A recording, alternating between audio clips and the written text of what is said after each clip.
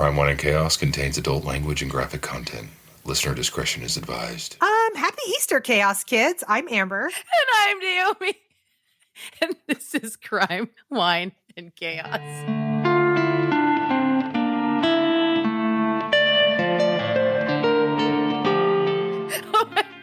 I cannot. Yes, you can. You must. Okay.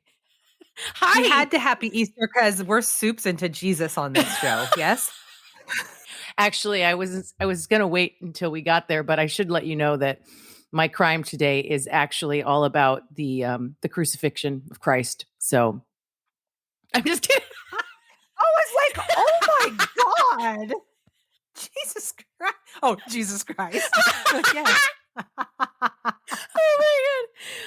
Okay, speaking of that, what was that movie? Speaking of Jesus Christ on the cross. Speaking of the crucifixion, what was that movie? What? Fuck.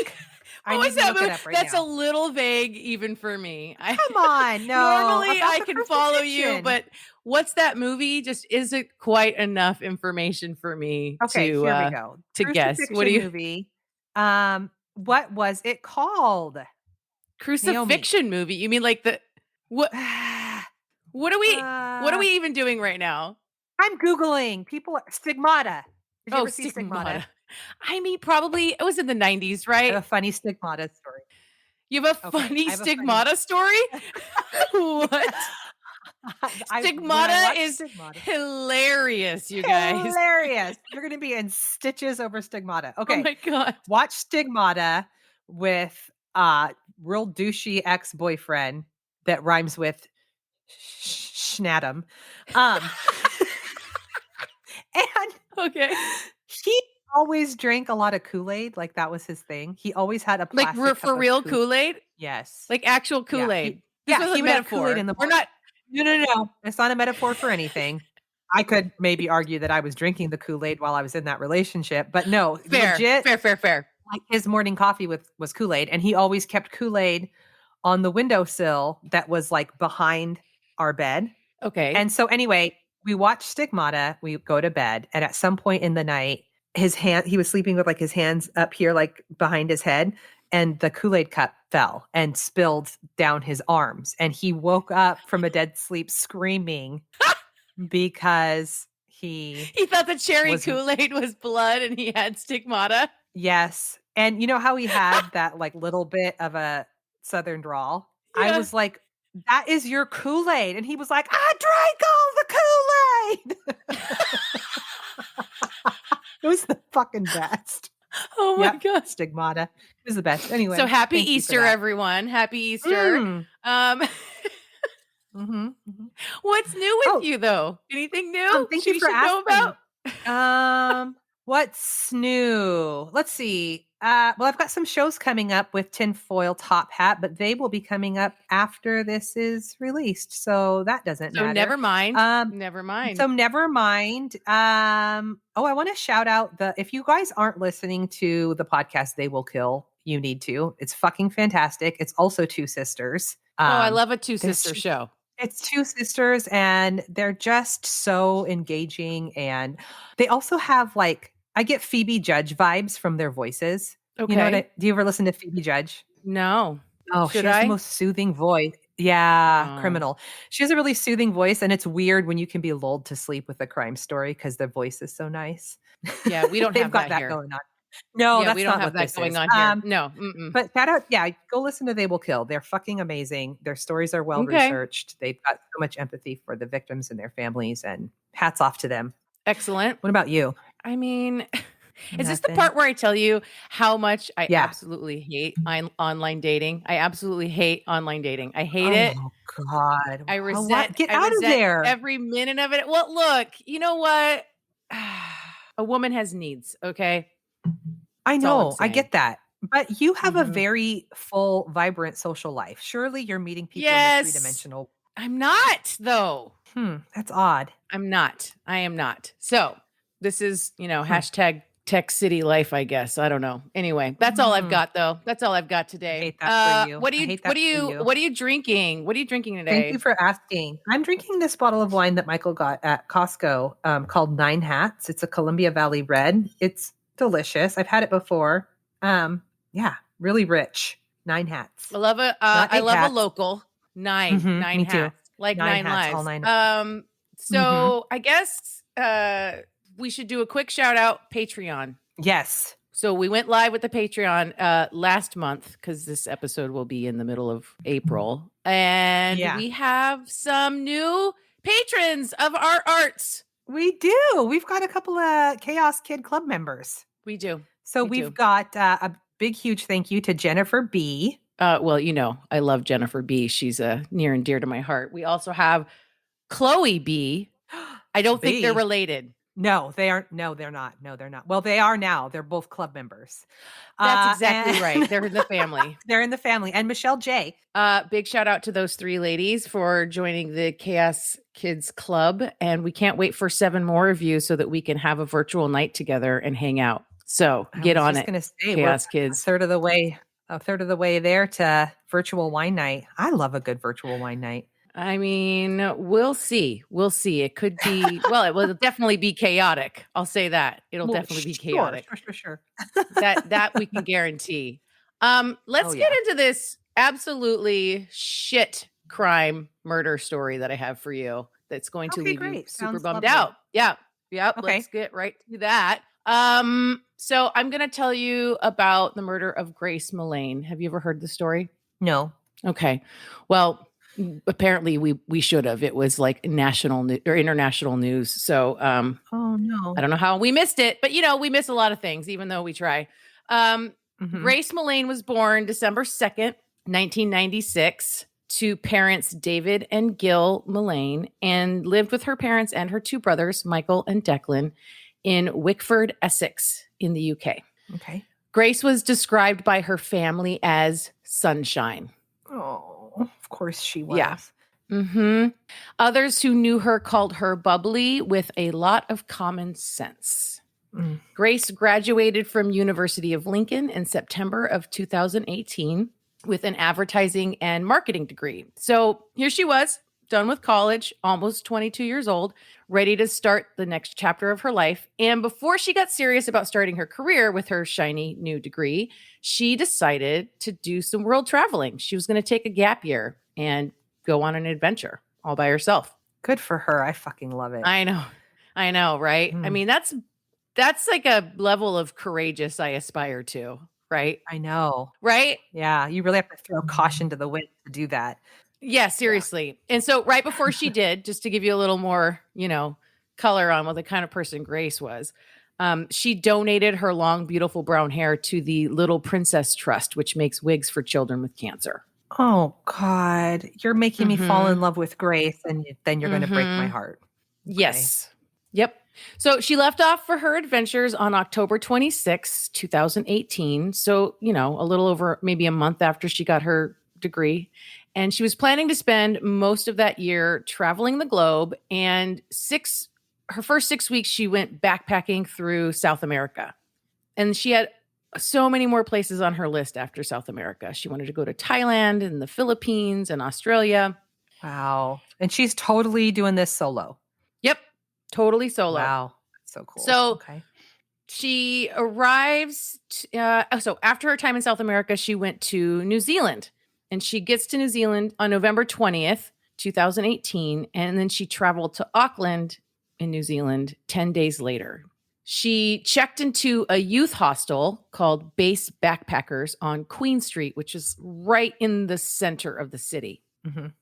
So on December 2nd, her birthday, her parents and her brothers, probably even her friends, were texting her birthday wishes, and none of them heard anything back from her. Oh, no. And this was super concerning to her family because Grace had been in constant contact with them for her entire trip, sending selfies and pictures like every day of her exciting adventures. And she was like super tight with her brothers.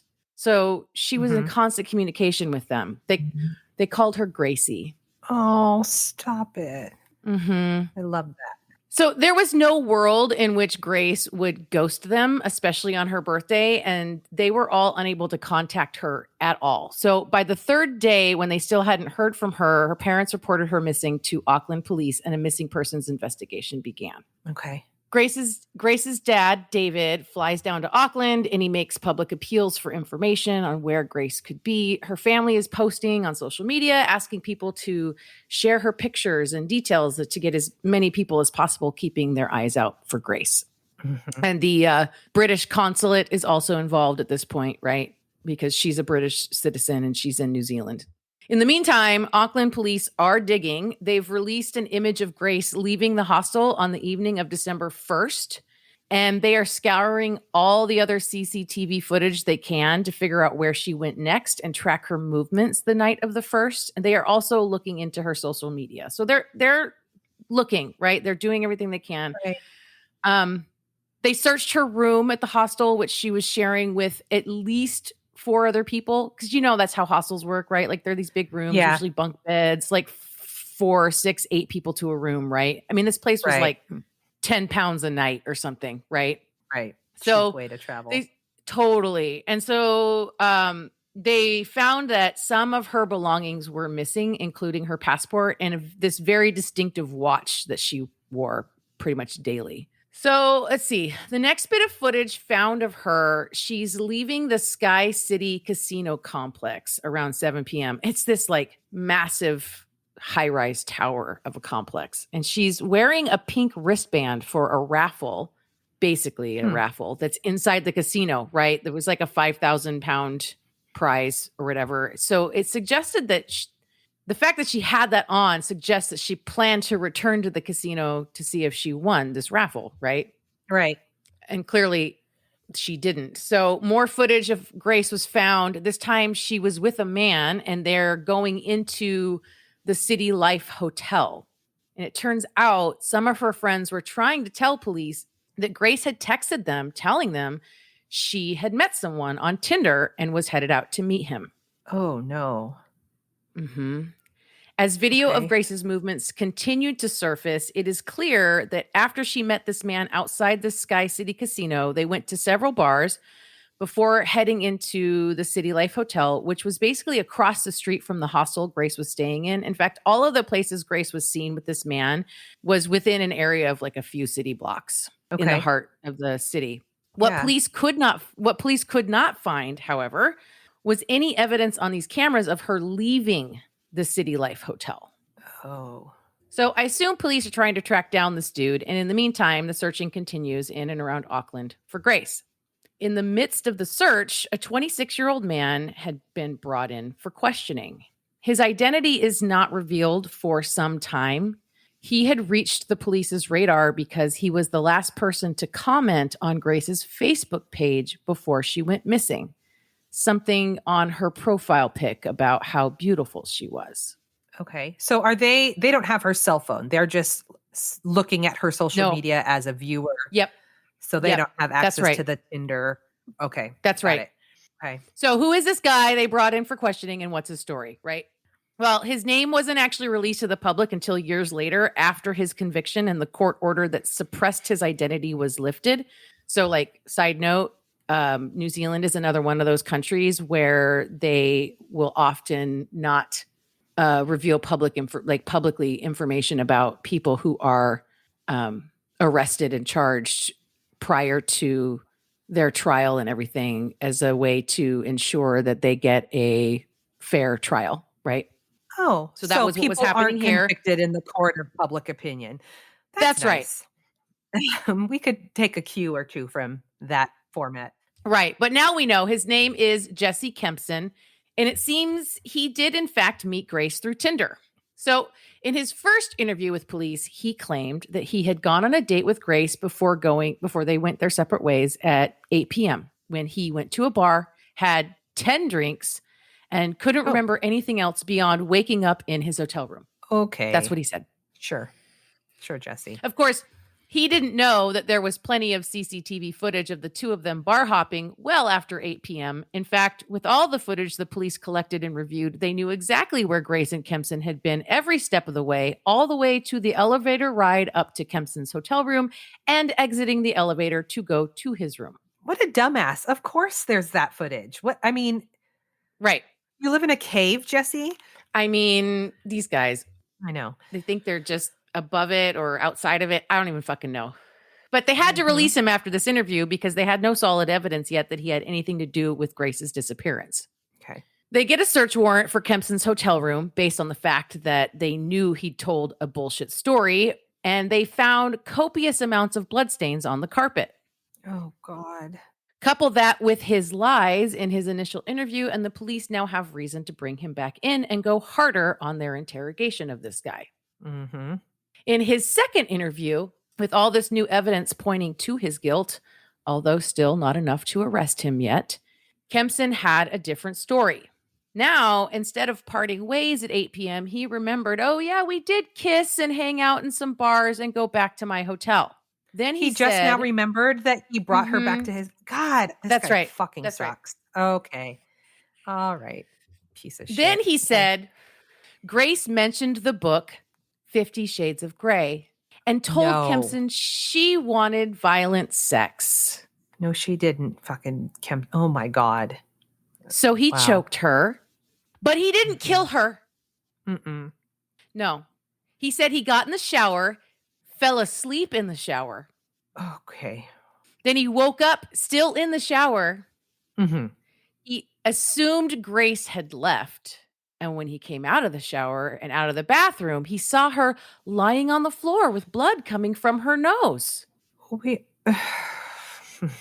And then he screamed and he panicked and he dialed the number for emergency services, but he didn't hit the send button.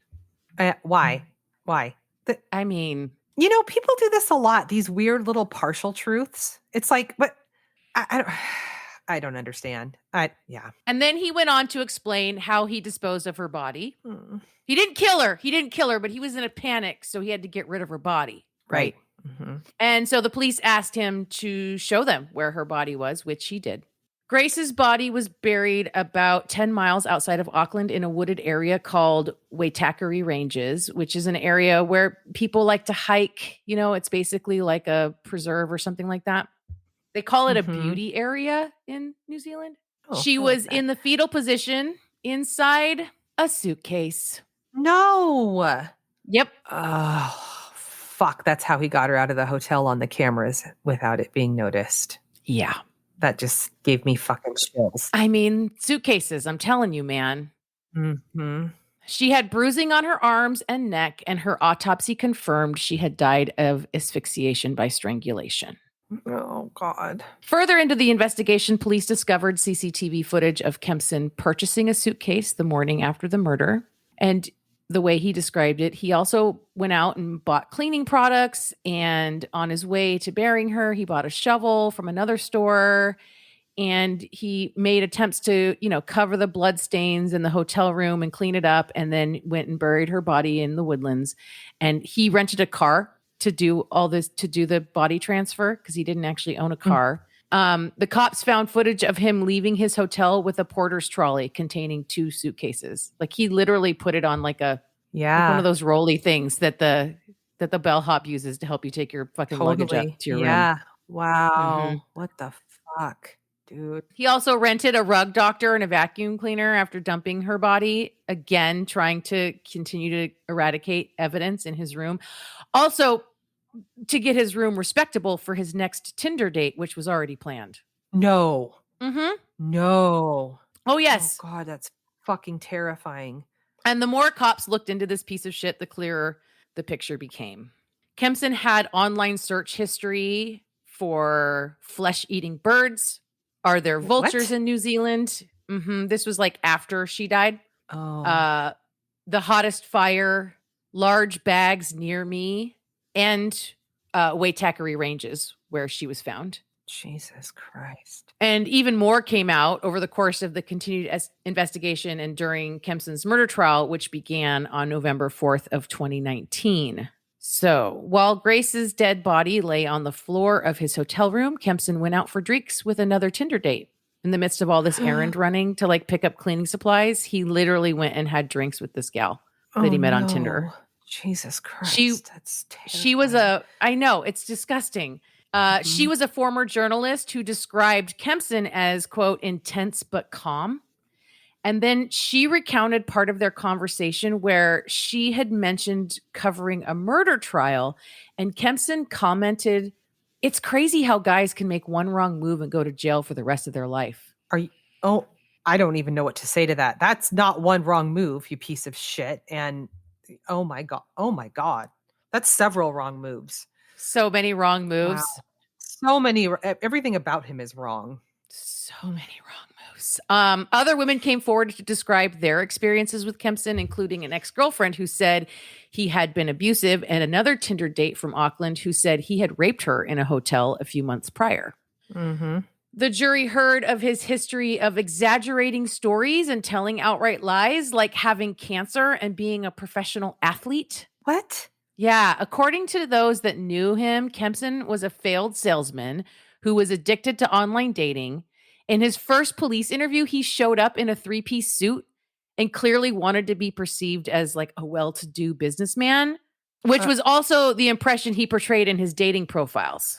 Of course. Oh my God. What a fucking douche. And like in his second interview, when he tells the police about how he cleaned up and disposed of her body, he's like fake crying, crocodile tears, the whole thing. It's so fucking annoying. I fucking hate it so much. Yeah. Oh, Grace told one of her friends prior to her date with Kempson that he was a manager of an oil company, which of course was not true. Right. And just another one of his many lies that he told to anyone he met, like that he was the heir of a successful Australian restaurant owner or that he had gang connections. Okay. Mm-hmm. This guy's a former, this guy. Oh, I know, right?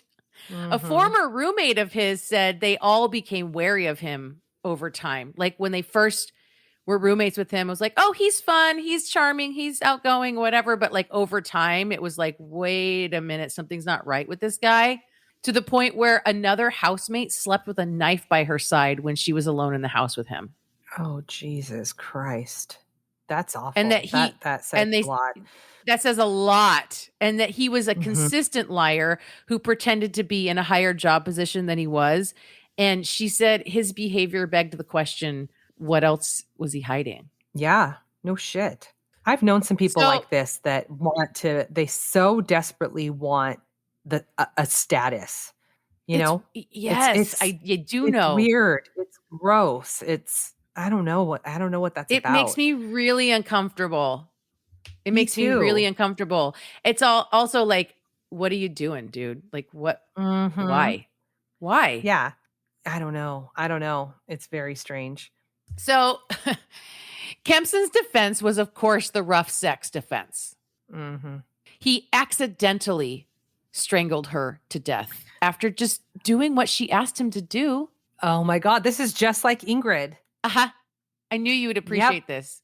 Mm-hmm. There was a whole lot of back and forth and lines of questioning on the part of the defense, attempting to convince the jury that this poor man just made a mistake in the heat of the moment. Okay. But the prosecutor described how Kempson had taken pictures of Grace's dead body, which he had arranged into lewd positions, and how he took time to watch some porn while she laid there dead in his hotel room. What? Because we know there is no such thing as accidentally strangling someone to death. No, it takes a lot of strength and a lot of time. 5 to 10 minutes is what one of the witnesses on the stand said. One of the expert witnesses. 5 to 10 minutes it takes to strangle someone to death. That's so much suffering too. That's awful. The trial lasted a total of 5 weeks, and the jury deliberated for all of 5 hours before finding Kempson guilty on November 22nd, 2019. Good. Outside the courthouse, after the guilty verdict was handed down, Grace's dad, David, said in a statement, quote, "Grace was taken away from us in the most brutal fashion a year ago, and our lives and family have been ripped apart," end quote. Mm-hmm. In February of 2020, Kempson was sentenced to life in prison with a minimum of 17 years before he will be eligible for parole, and he exhausted all his appeals by the end of June 2021. After his name was no longer required to be suppressed in New Zealand, just side note, his name had been publicized in plenty of media outlets outside of New Zealand, where they are outside of basically the law of New Zealand. But in New Zealand, they were required to keep his name secret. It was also revealed at that time, once his name was revealed, that Kempson had been convicted of 9 total charges of rape, sexual violation, threatening to kill, and assault in 2 sexual violence trials before a judge in October and November of 2020 that were independent of Grace's case. Holy shit. These were like, yes. Oh God. Why isn't this guy in fucking jail already? Well, he was in jail by the time this all went down. Yeah. Jesus, what a piece of shit. Yeah, seriously. He is serving those sentences concurrently with his murder sentence. 2 years after Grace's murder, a law was passed in England and Wales as part of a new domestic abuse legislation that banned rough sex as a valid defense. Good for you, England and Wales. Jesus Christ. Can we all get on board with that? Seriously. Keeping in our continuing theme here at Crime, Wine, and Chaos of I accidentally strangled her. And how that's not a thing. Yeah. So on one television docuseries about social media murders that dedicated a segment to Grace, her family provided a written statement for the production, declining to participate directly. And this is what they wrote. Grace was a kind, fun-loving, adventurous daughter, sister, cousin, and friend with her whole life ahead of her. She was enjoying the first of what would have been a lifetime of adventures before her life was cruelly and brutally cut short. Her sense of fun, adventure, her love of travel and exploring, along with her ability to light up any room she walked into with her generosity of spirit, are the memories we as her family cherish and how we will remember her. We are so pleased that the government are stopping rough sex being used as a defense. It needs to be called what it really is, and that is murder. It felt like Grace was on trial, yet unable to defend herself. Hopefully, no other family will have to go through this, and men will stop using this defense as an excuse to kill women, knowing they can get a lesser sentence. Grace is and always will be our sunshine.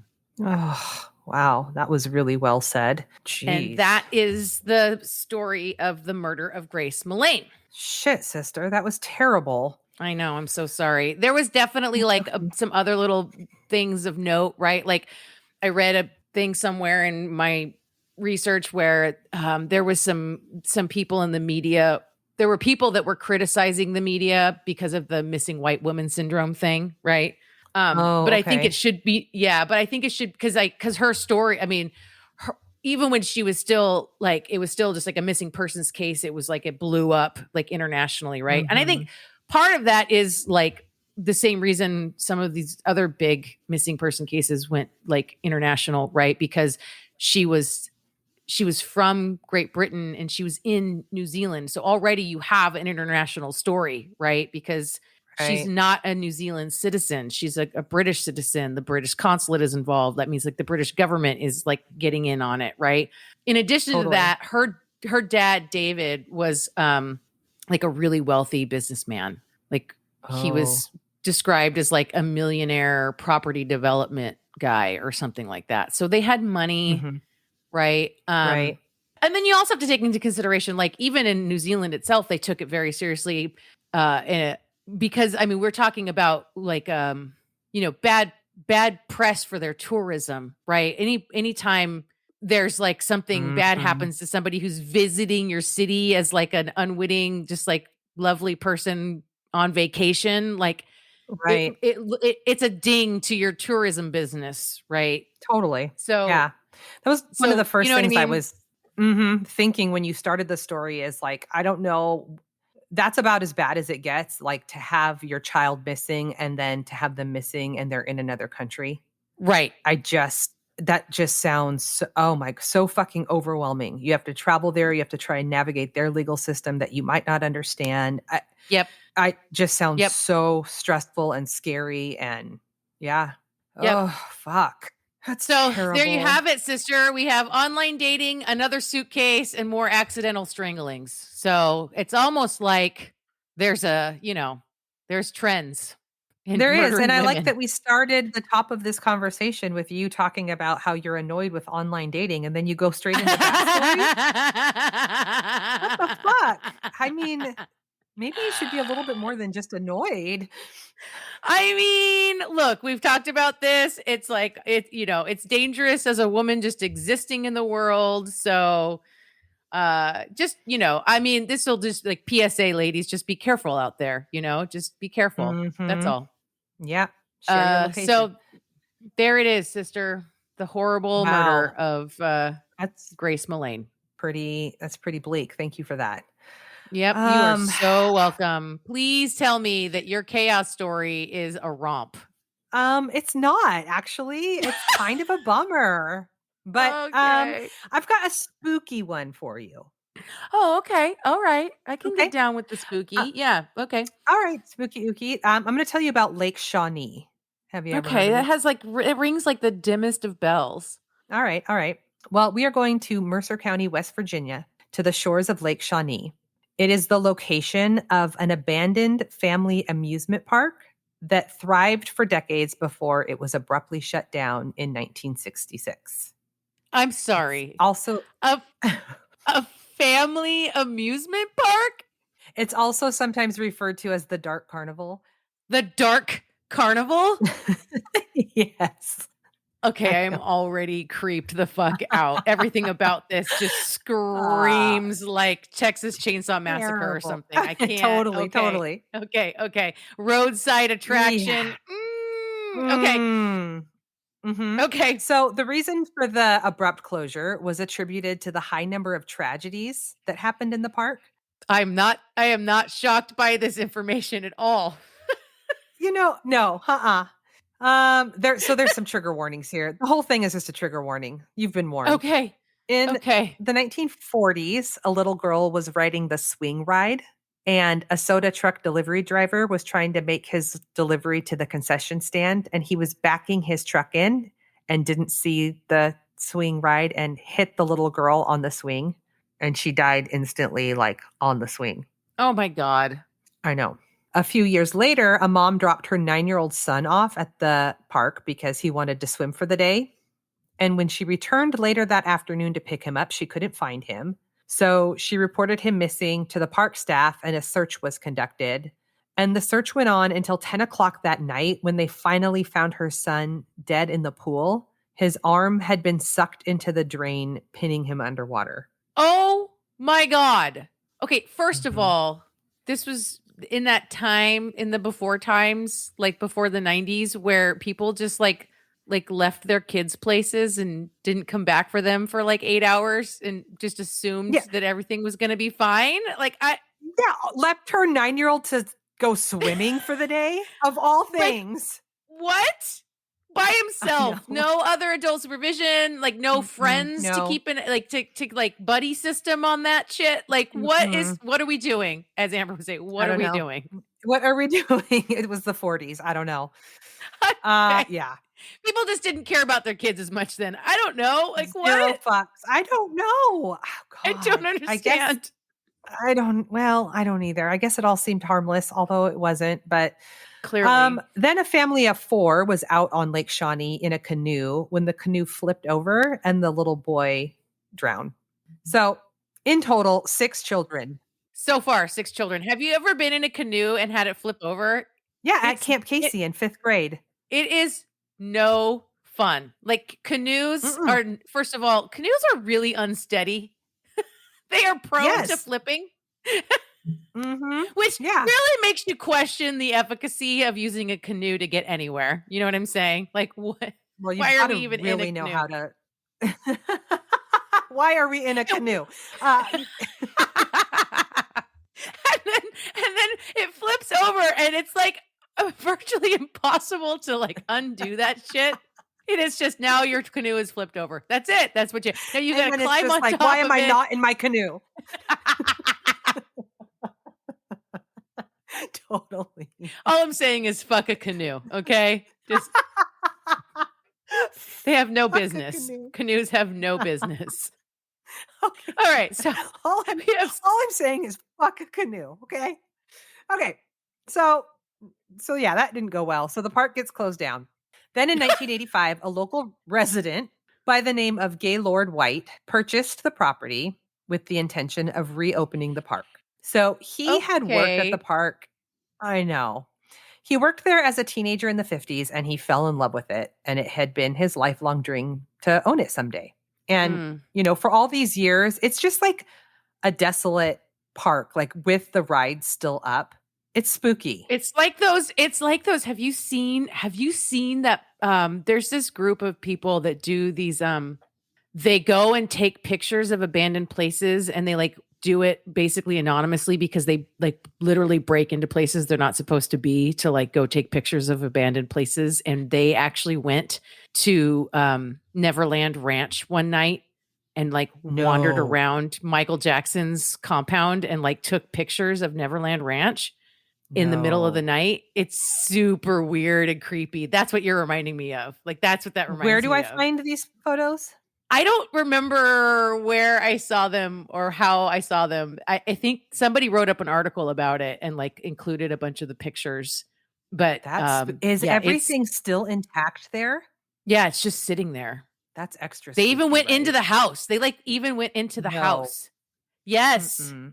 It's creepy I am and weird. surprised that it's not still being guarded because I bet a lot of people have that idea. I think there was like one guy guarding it, like one security dude that they ducked or something. I don't even know. Asleep in a golf cart. Yeah. Basically, cool. yeah. So Gaylord wants to bring this park back to life, but for all these years that it's been abandoned, the locals believe that it's haunted or cursed or whatever. And obviously, yeah. Well, because it is. Because it is. Like, right, because it is. Yeah. Yes. Mm-hmm. He wants to turn it back into a positive family place. So he hires a team to start renovations on the land. And the land had been neglected for many, many years.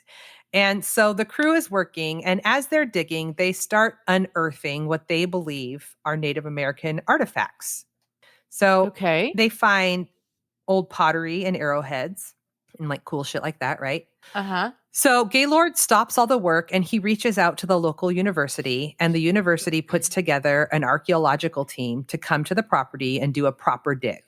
And as they do this, they not only find more artifacts, but they find bodies of Native American people. And they also have now like released their spirits back into the ether so that we can all experience more hauntings on this property from the Native Americans. Okay, great. Right. Yep. One of the bodies that they found looked to be of a girl around the age of 14, and it is believed that she may have died during childbirth because an infant was buried with her. Oh, I know. So they start doing research on this land, and what they learn is that the Native Americans lived on Lake Shawnee property for more than 2,000 years because it had super rich soil and the river and a cliff nearby known as Indian Lookout. And so this was their land. Mercer County was home to the Shawnee tribe until 1783, when a European family's attempts to settle the land sparked a violent turf war. Weird. White people came in. Okay. And ruined everything. Okay. And ruined everything.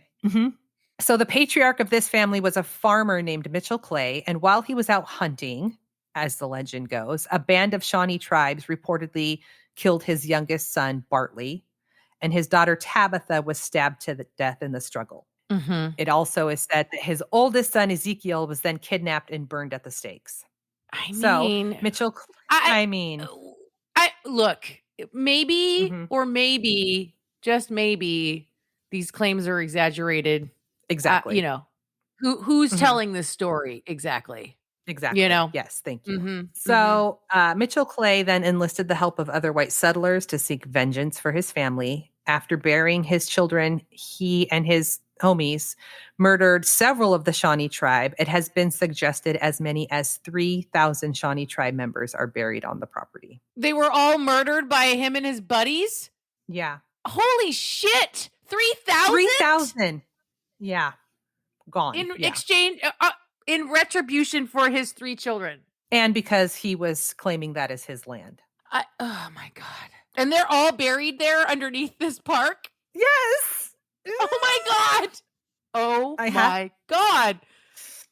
Yep. Oh no, the ghosties are coming. Like that. Yeah. This is cursed. This is cursed land. It is cursed land. So cursed land. Cursed land. So they still own the land at Lake Shawnee Amusement Park. It's also known as the Dark Carnival, and they do ghost tours. The tour is given by Gaylord's son, Chris White. There's a red ribbon on the swing that the little girl died on. Okay, that's weird. But most people report seeing her on the swing next to it because there's like an owl ornament hanging down from that swing, and she seems to enjoy playing with that. Okay. People have reported seeing the little boy who drowned. He stays up near the front where visitors first enter the park. To warn them of the cursed property. Don't come here. Oh my God. People have also reported hearing children laughing. You know how I feel about that. I do know how you feel about that. Ghosty children laughing is a fucking hard pass. I know. That's a no. I know. That's a no. Yep. And the sounds of Native Americans singing and chanting. Little kids. Nope, I hate it. Okay. I'm having like Lost Boys intro music fucking. Okay. What a great soundtrack that is, though. I know. It's such a good soundtrack. It's stellar. It's stellar beginning to end. I used to own that on cassette, like the actual soundtrack. So good. Okay. Well, I mean, yeah. It was the 80s. Yeah. Fuck yeah. So swimming is not allowed there anymore, but some people still attempt to, and then later report that they felt like someone was trying to drown them. Oh, stop it. Yeah. Okay. It's cursed. I know. What are you doing in cursed waters? I don't know. Oh my God. I just have the chills. So the land is regularly visited by ghost hunters, psychics, and TV shows and whatever. And, there's just a shit ton of strange stories that come from visitors. People seeing ghosts or feeling the presence of evil spirits. Scariest Places on Earth filmed there in 2005. However, none of the psychics would work on the property at night, claiming that the energy was so dark that it was making them sick. Okay. I go back and forth. My pendulum swings on all of this shit. So, on the one hand, I'm like, oh, I'm sure that sounds right. And on the other hand, I'm like, okay, charlatans. I don't know. Really? You're not into it? It depends. It really depends on the moment. Sometimes I'm like, it's all true. And sometimes I'm like, it's all nonsense. I don't even fucking know. Would you go there? Are we pinning this on our... Yes. This is part of our... Yes, absolutely. I will go there. I will go there. I'm not going to Nub City, but I will absolutely go to Lake Shawnee. Yes. Well, that's my story of Lake Shawnee. The haunted Lake Shawnee. During the day. Sister, will you go swimming? Oh, no, I don't swim anywhere. Like, I don't get into water. Like, no, I will not go swimming. Oh, you don't? No. When did this happen? It's for as long as I can remember. I hate swimming. I hate the water. Really? I don't even want to be in a pool or a hot tub. No. I'm like a cat. I don't want to get in there. At the paw. How did I not know this about you? I don't know. I know you hate the beach. Hate it. It's the worst. Oh my God. As Bill Hicks famously said, it's where land meets water. Like, I don't see the appeal, but whatever. Interesting.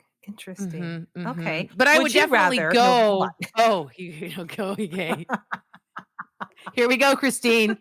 Another game of Would You Rather. Would you rather swim in the pool at Lake Shawnee or go out on the lake in a canoe? Oh my God. Oh, no. Well, considering that the canoe will flip over because they are unreliable forms of transportation,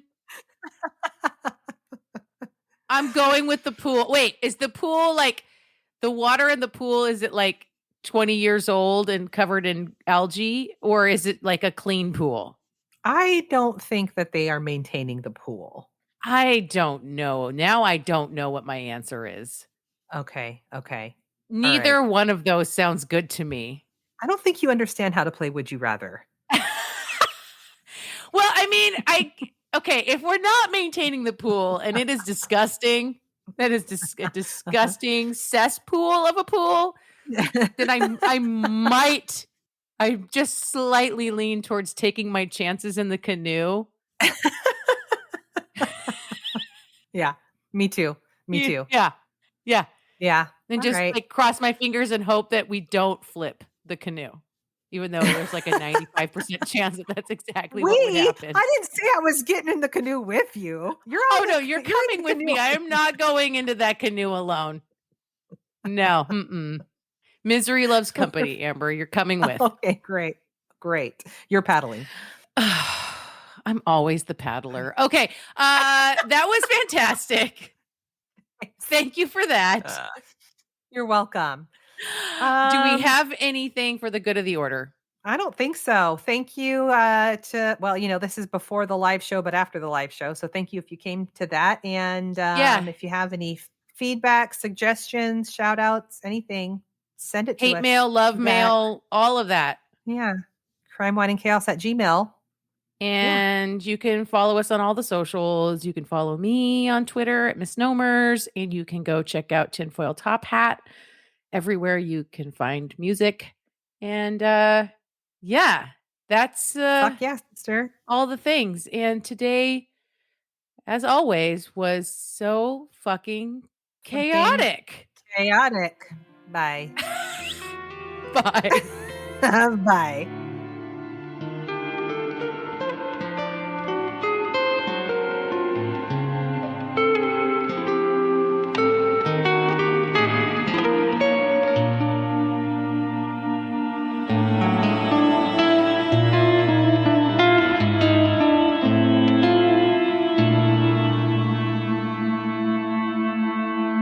Crime, Wine, and Chaos is produced by 8th Direction Records.